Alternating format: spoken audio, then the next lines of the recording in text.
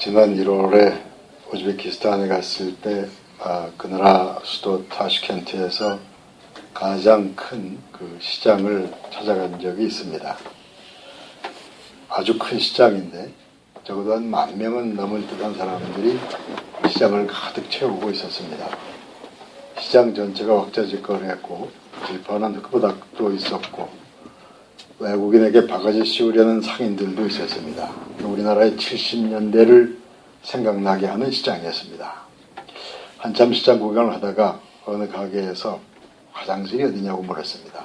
이 가게 주인은 손가락으로 저편을 가리켰습니다. 그렇게 가리키는 쪽으로 한 150m쯤 가서 겨우 화장실을 찾았는데 아주 화장실이 좁았고 또 돈을 내는 유료 화장실이었습니다. 남녀 구분이 없었고 화장실 문도 제대로 되어 있지 않습니다. 그 안에 가득했던 냄새가 지금도 잊혀지지 않을 정도로 아주 강렬했습니다. 돈을 내고 화장실에 갔다 오면서 이런 생각을 했습니다. 우리도 불과 얼마 전에 저랬었는데 또 어쩌면 저럴 때가 더 좋았을 수도 있었는데 하는 생각을 했습니다. 여기저기 사람들이 북적거리고 우리보다 앞선 나라를 부러워하면서 어떤 희망을 생각하던 그럴 때가 어쩌면 더 좋지 않았을까 하는 생각이 들었습니다. 만일에 그 우즈베키스탄 사람들이 우리나라 고속도로 휴게소에 화장실에 간다면 아마 그들은 상당히 부러워할 것이고 감탄할 겁니다. 근데 저는 오히려 그들이 좀 부러운 생각이 들었습니다. 물론 그 화장실 냄새가 부러운 건 아닙니다. 지저분한 화장실과 그런 냄새가 있긴 하지만 그들에게는 어떤 변화에 대한 희망이 있을 거라고 생각했기 때문입니다. 종교 자유가 제한되어 있고 경제적으로는 어려운 편이고 그 나라 많은 젊은이들이 우리나라에 노동자로 와 있습니다. 그런데도 어떤 점에서는 그들이 부럽게 생각되었습니다. 물질적 환경이 좀 나아진 대신에 정신적인 희망을 많이 상실한 것이 우리 형편이라면 그들은 우리와 반대인 듯 했습니다. 삶의 전반적인 형편이 아직은 어렵지만 그 변화에 대한 기대감이나 미래에 대한 희망은 우리보다 훨씬 더 커 보였다는 말씀입니다. 사람들은 자신에게 주어진 가장 소중한 것들을 파괴하면서 살아갑니다. 조금 더 나은 삶을 추구하는 동안에 소중한 건강과 가족관계, 믿음, 그리고 희망을 파괴하면서 살아가는 겁니다. 시편 90편 6절이 이렇게 전하고 있습니다. 푸른 아침에 꽃이 피어 자라다가 저녁에는 시들어 마르나이다. 아침에 활짝 피어서 아름다움을 뽐내던 꽃인데 저녁엔 어느새 시들고 맙니다. 그제는 부흥성장을 노래하면서 온 세상에 변화와 희망을 전하던 나라가 우리 대한민국입니다. 그러던 나라가 이제는 미래와 희망에 대해서는 별로 말을 하지 않는 나라가 되고 말았습니다. 현실적 외적 풍요가 커진 만큼 변화와 희망에 대한 관심은 그만큼 줄어든 것이라 생각됩니다. 우린 자신도 모르는 사이에 희망을 포기했거나 파괴하면서 살아온 셈입니다. 빈부차가 증가했든지 국제적 경쟁이 또 더 강해졌든지 간에 여러 가지 삶의 여건이 좋아진 건 분명합니다. 미래를 개척할 기회가 그렇게 줄어든 건 아니라고 생각됩니다. 그런데 예전에 다소 막연할지라도 그 마음에 가득했던 그 희망이 어느새 다 사라진 듯한 것은 분명합니다. 그렇게 희망이 사라진 것에 대한 책임을 누군가 다른 사람에게 전가할 수도 없습니다. 사회적 환경이 어떻게 변해왔든지 간에 내 마음에서 희망이 사라진 것에 대한 책임은 주로 나 자신에게 있습니다. 그래서 이 시간에는 우리가 상실해온 그 희망에 대하여, 희망과 믿음의 회복에 대하여 말씀을 드리려고 합니다. 인간의 최대 행복은 희망을 가지는 데 있다고 말하는 사람이 있습니다. 가난과 희망은 어머니와 딸과의 관계와 같다고 합니다. 가난이라는 어머니가 희망이라는 아이와 대화를 하는 동안 어머니는 자신의 가난과 어려움을 잊어버린다고 합니다. 그러니까 가난한 사람에겐 수시로 대화를 나눌 희망이 필요합니다. 큰 희망이 큰 인물을 만들어갑니다. 희망이 없으면 노력하는 일도 없습니다. 희망을 잃어버린 젊은이는 쾌락의 포로가 되기 쉽습니다. 희망을 상실한 영혼은 타락하게 되는 겁니다. 희망을 상실한 유대인들은 이방인을 전도 대상으로 보기보다는 저주의 대상으로만 보려고 했습니다. 희망을 상실한 유대인들은 메시아 그리스도를 죽였고 예수님의 제자들을 핍박했습니다. 그런 유대인들에게서 가장 먼저 일어나야 할 일은 마음의 변화였습니다. 희망을 상실한 마음이 다친 영혼들이 마음을 열고 희망을 회복해야 하기 때문입니다. 그래서 예수님께서 가장 먼저 행하신 공적인 사역은 변화의 사역입니다. 가나의 혼인잔치에서 물이 포도주로 변하는 변화의 기적을 행하심으로써 예수님께서 공적 사역을 시작하신 겁니다. 저는 누군가와 상담을 할 때 가끔 이런 이야기를 합니다. 엊그제 많은 돈을 가지고 있어서 행복했는데, 그런데 별다른 변화 없이 며칠이 지났다면 지금 그렇게 행복하진 않을 겁니다. 그런데 며칠 전까지도 돈이 없었는데 오늘 아침에 돈이 조금 생겼다면 그 사람은 당연히 행복감을 느끼게 될 겁니다. 우리에게 행복감을 느끼게 하는 것은 지금 뭔가 많이 가졌다는 사실보다는 나에게서 어떤 변화가 일어났다는 사실입니다. 어떤 변화가 일어나야 진정한 행복감을 느끼기 시작합니다. 변화가 곧 행복이요, 변화가 곧 희망이 되는 것입니다. 이 세상의 희망은 오직 예수 그리스도라고 말하는 경우가 있습니다. 세상의 희망은 예수 그리스도라. 그 말 안에 여러 가지 의미가 들어있을 겁니다. 그런데 결정적으로 중요한 의미는 이런 겁니다. 예수 그리스도로 인하여 변화가 일어날 것이기 때문에 세상의 희망은 예수 그리스도라고 말하는 것입니다. 예수 그리스도로 인하여 하나님을 떠난 죄인들은 죄의 사함을 받아서 하나님의 백성이 될 것이요, 세상은 점차 아니면 갑자기 하나님의 나라로 변화되어 갈 것입니다. 하나님께서 창조하신 인간과 세상이 예수 그리스도로 인하여 하나님의 나라로 변화되는 것이 성경적인 희망이요, 구원이요, 그 변화의 완성이 구원의 완성이 되는 것입니다. 그러니까 신앙생활은 끊임없이 변화를 추구해가는 생활이에요. 변화의 방향과 모델은 우리 주 예수 그리스도이십니다. 그런데 저는 이 시간에 여러분들에게 변화를 거부하거나 저해하는 요소들에 대해서 말씀드리고자 합니다. 어떻게 변화를 추구하자는 말씀보다는 변화와 희망을 막아서는 그런 요소들을 찾아내서 그런 문제부터 해결해야 하지 않겠는가 하는 말씀을 드리려는 것입니다. 우리가 살다 보면 거짓말하는 사람을 만날 때가 있습니다. 거짓말을 하는 사람은 어떻게든 지금 현실을 넘어서려는 사람들입니다. 미래와 희망을 소중히 생각하는 사람은 거짓말을 하려고 하지 않습니다. 미래나 희망은 생각지 않고 당장 현실을 넘어서려는 사람들이 거짓말을 하게 되는 겁니다. 그리고 정치와 권력은 주로 현실을 목표로 합니다. 당장이 현실에서 내가 어떻게 권력을 잡을 것인지 그런 방향에 관심을 가진 사람들이 현실 정치를 하는 것이요, 그런 정치인들의 미래는 어두울 수밖에 없습니다. 그러니까 거짓말을 해서라도 당장의 현실과 권력에 집착하는 사람은 하나님과 무관한 사람이 되어갑니다.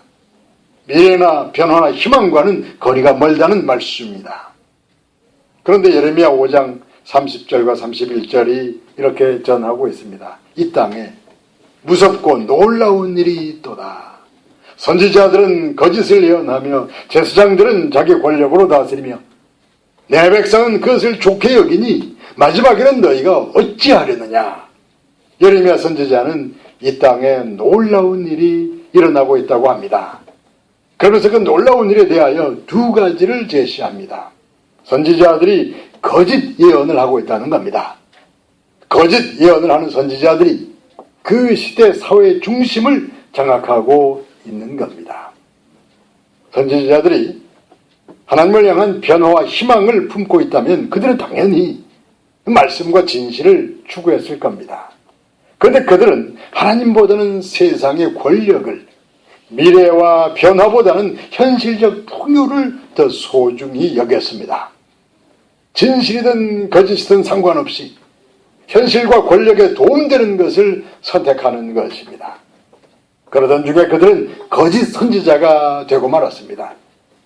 진실이 아닌 거짓을 예언하며 신앙과 희망보다는 세상과 권력에 적응하려는 세상 권세의 하수인이 되어간 것입니다. 그래서 예레미야 선지자는 마지막에는 너희가 어찌하려느냐고 소리칩니다. 그렇게 살다가 장차 하나님 앞에 설 때는 어떻게 하려는가?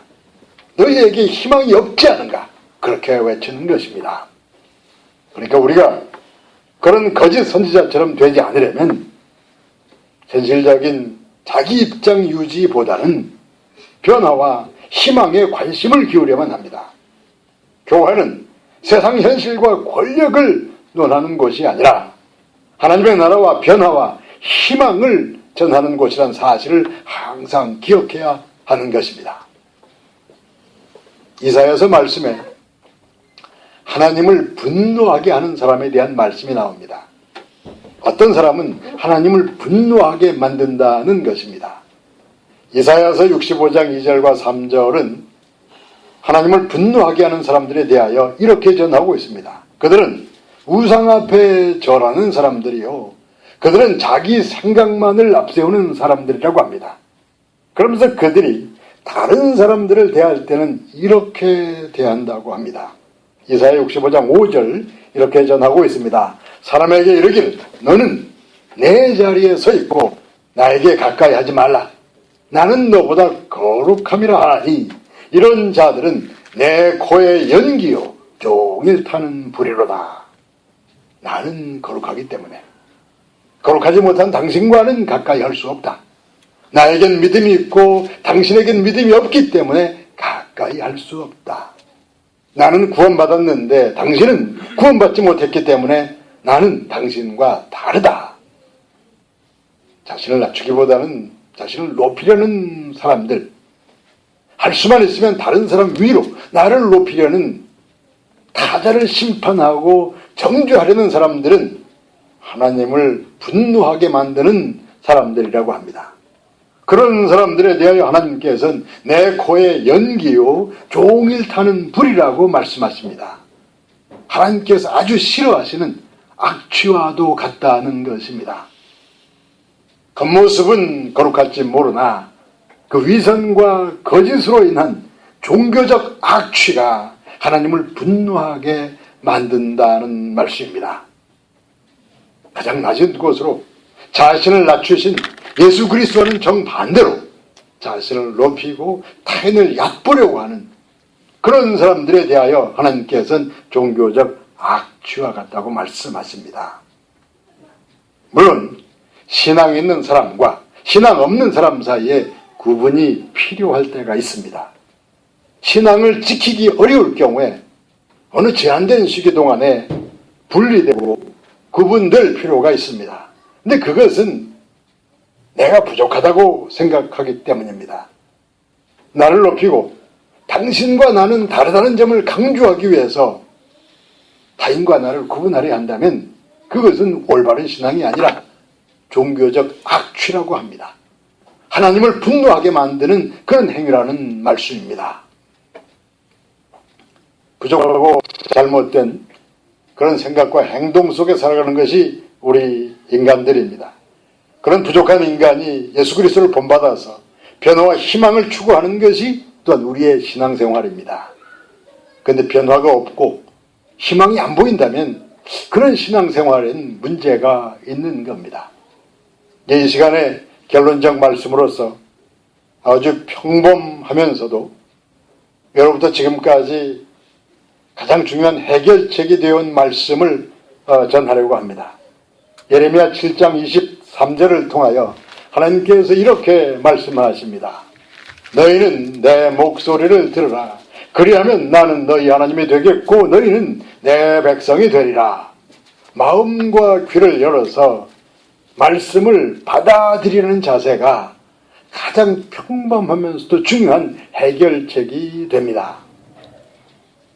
기독교 역사를 보면 어느 시대에나 양극단에 이런 사람들이 존재해 왔습니다. 자신을 지나치게 높이는 대제사장 같은 권력자들이 교회를 장악해 왔습니다. 그들은 자신의 부와 권력을 지키기 위해서 변화를 거부해 왔습니다. 그런 사람들과 정반대편에는 소위 프롤레타리아 혁명 같은 일들이 일어나고 있었습니다. 소위 극단적 좌파라는 사람들은 변화를 외치다가 변해서는 안 되는 것까지도 깨트리고 말았습니다. 전통과 관습을 거부하고 깨트리다가 하나님과 성경과 신앙에 대한 모든 것까지도 거부하고 깨트리고 마는 것입니다. 대제사장 같은 권력자들은 자기 권력을 지키려다가 예수 그리스도를 십자가에 못 박아 죽이고 말았습니다. 극단적 좌파적 그런 사람들은 자신들의 분노 이외에는 모든 걸 다 파괴하려고 합니다. 그런 모든 사람들이 올바른 신앙과 변화를 추구하려고 할 때 아주 고전적인 성경적 가르침이 요한복음 2장 5절에 이렇게 나타납니다. 너희에게 무슨 말씀을 하시든지 그대로 하라. 예수님 어머니 마리아가 가나의 혼인잔치에서 하인들에게 전한 말씀입니다. 예수께서 너희에게 무슨 말씀을 하시든지 그대로 하라. 그 말씀을 영어로도 암송하실 수 있으면 좋겠습니다. 무슨 말씀을 하시든지 그대로 하라. Do whatever he tells you 하는 말씀입니다. 그 한다는 한 구절을 암송하실 수 있으면 좋겠습니다. 변화와 희망을 원한다면 무슨 말씀을 하시든지 그대로 하라. 그 말씀과 말씀에 순종하는 사람들이 있는 그 혼인잔치에서 예수님께서 첫 번째 사역으로서 변화의 기적을 행하셨습니다. 무슨 말씀을 듣든지 읽든지 그대로 하려는 여러분들에게서 그런 변화와 희망이 나타나게 되기를 예수님의 이름으로 축원합니다. 기도하겠습니다.